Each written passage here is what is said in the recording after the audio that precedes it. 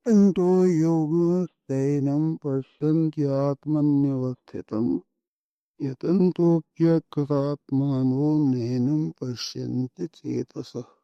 पहले श्लोक में ज्ञान नेत्र वाले देखते हैं और विमूढ़ नहीं देखते, उसका विवेचन करते हैं कि जो योगी होते हैं वे यत्न करते हुए अपने में स्थित परमात्म तत्व को देखते हैं, और जो योगी नहीं है, जिन लोगों ने अपने को शुद्ध नहीं किया है, ऐसे अचेत पुरुष यत्न करते हुए भी नहीं देख। अब पश्यन्त्यात्मन्यवस्थितम, इस पर विचार करना है। अपने में स्थित परमात्म तत्व को देख। अपने में देखना क्या है? बड़ी सीधी बड़ी सरल बात है। जैसे हरेक का ये अनुभव है कि मैं हूं, तो मैं हूं ऐसा माना और परमात्मा है ऐसा मानते, तो हूं मैं परमात्मा है ये सिद्ध हुआ।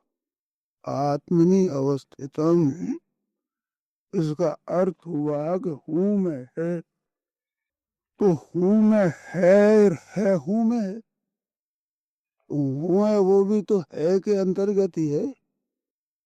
अपनी एक सत्ता मानना है तो एक समष्टि सत्ता के अंतर्गत, और मैं हूं उसमें भी जो समष्टि सत्ता है वही तो है। तो हूं मैं है मैं हूं, ये हुआ।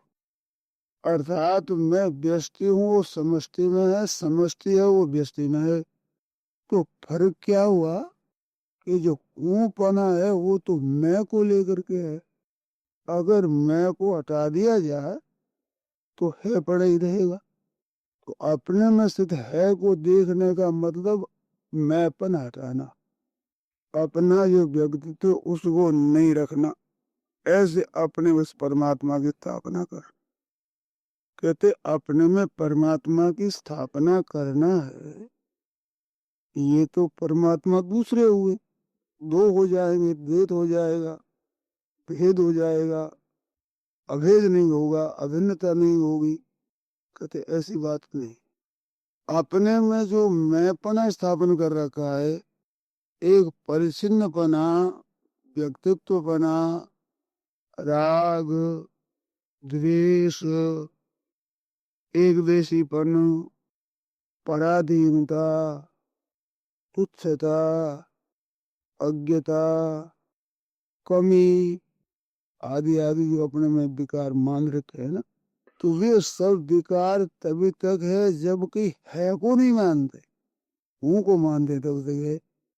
इन विकारों के दूर करने के लिए है को मानना बहुत आवश्यक, क्यों विकार हूं को लेकर के है। तो हूं को माना हुआ तो हूं की जगह है मान लेंगे उस परमात्मा तत्व को, तो ये विकार नहीं रहेंगे, क्योंकि है में विकार नहीं है।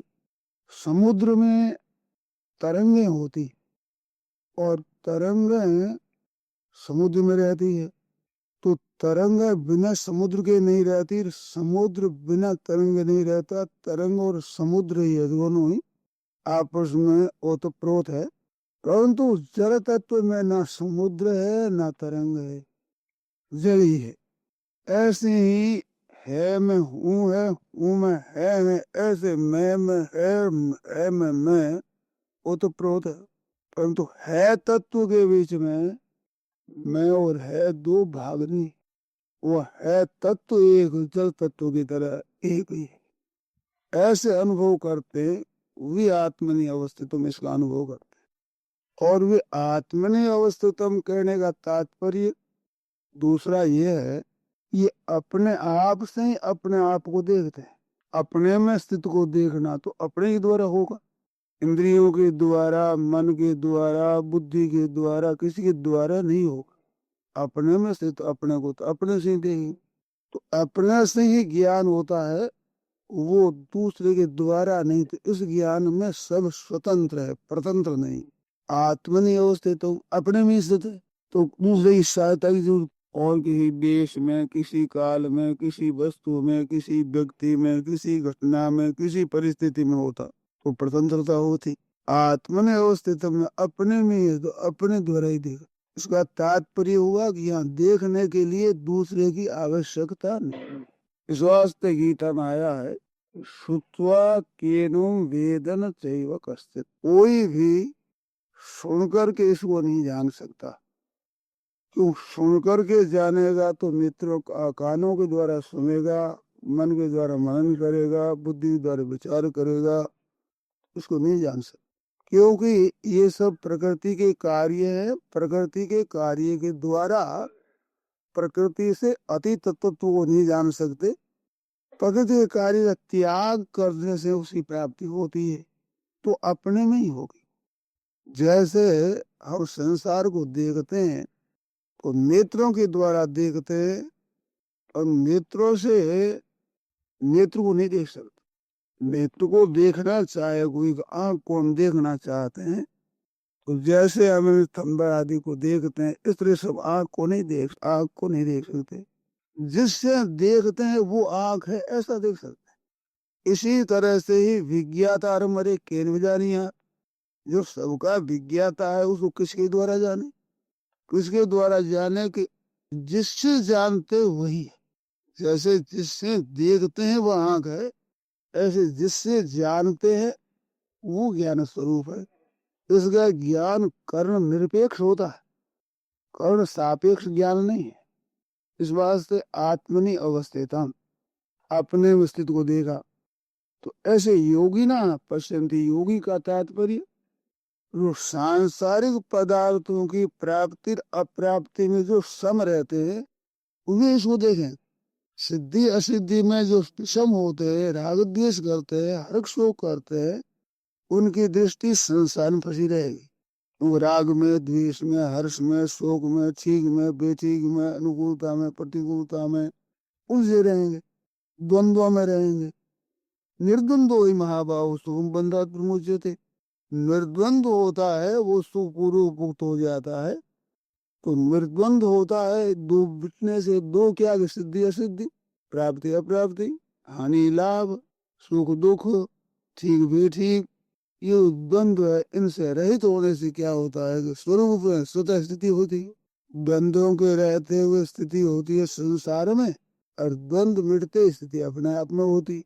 यह द्वंद्व संसारिक है, और अपने आप में जब स्थित होते हैं तो एक है और एक मैं, इसका द्वंद्व होता है।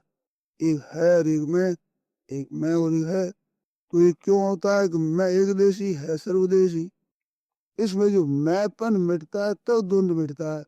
तो जो संसार ये परिवर्तनशील है, ऐसे मैं है ये संसार का ही एक अंश है, इसमें परिवर्तन होता है। जैसे संसार में परिवर्तन होता है, ऐसे मैं में भी परिवर्तन होता है। संसार के साथ ही साथ मैं बालक हूँ, मैं जवान हूँ, मैं बूढ़ा हूँ, मैं रोगी हूँ, मैं निरोग हूँ। जैसे संसार में बदलता है, उत्पत्ति स्थिति प्रलय होता है, ऐसे ही मैं में प्रलय होता है। तो ये मैं और संसार एक हुआ। तो संसार को अगर नहीं कहते हैं तो मैं भी नहीं में ही गया, और नहीं में गया तो है के साथ द्वंद्व नहीं रहेगा। है सो सुंदर है सा, है सो तो है ही है, नहीं है वो नहीं है। नहीं सो प्रगट देखिए, नहीं है वो दिखने में आता है, क्योंकि जिनसे हम देखते हैं वो नहीं के ही अंग है। इंद्रिया हो, चाहे मन हो, चाहे बुद्धि हो, तो सजाती हो देख तो नहीं के द्वारा ही नहीं दिखता। है सो दिखे ना, है के दिखे कैसे? है तो है से देखता है नहीं को, वो नहीं का विषय कैसे हो जाए? जिस नेत्र से हम संसार को देखते हैं वो नेत्र संसार का विषय कैसे हो जाए?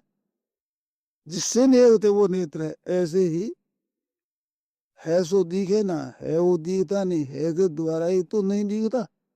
नहीं की सत्ता न होते हुए भी है हो रहा है, वो है की सत्ता से ही है हो रहा है। इसमें जो हैपन दिख रहा है वो एक जो परमात्म तत्व है, उसी से ही इस नहीं की है अजू की सत्ता हो रही है। नहीं की स्वतंत्र सत्ता नहीं। तू पहले था नहीं, पीछे रहेगा नहीं, तो बीच में है कहाँ से आवे?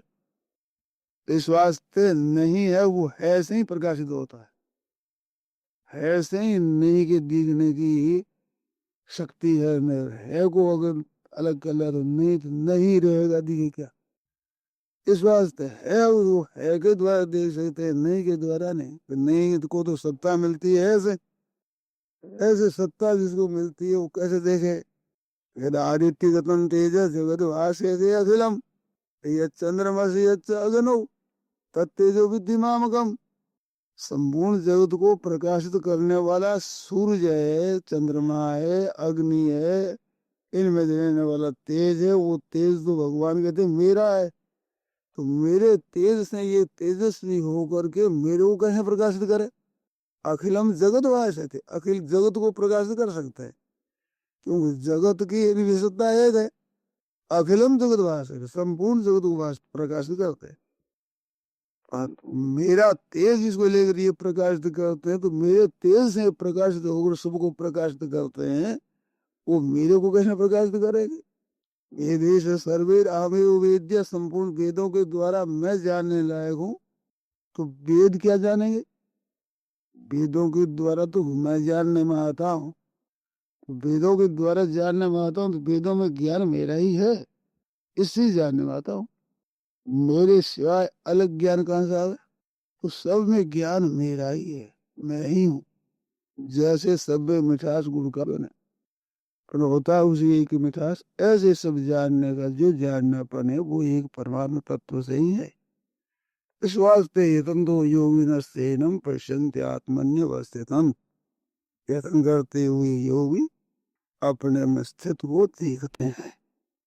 वो यतन्तो की कृतात्मानो, जिन्होंने अंतर्गण को शुद्ध नहीं किया, मानो भीतर से मैंपन में तो खोज नहीं की, शुद्ध नहीं किया अर्थ मैंपन में अपनी खोज कर, अपने में अपनी खोज करे। अपने में खोज करने का अर्थ हुआ कि पराये से अपने को हटा ले, मन बुद्धि अहंकार से अपने को हटावे के तब अपने में खोज होगी।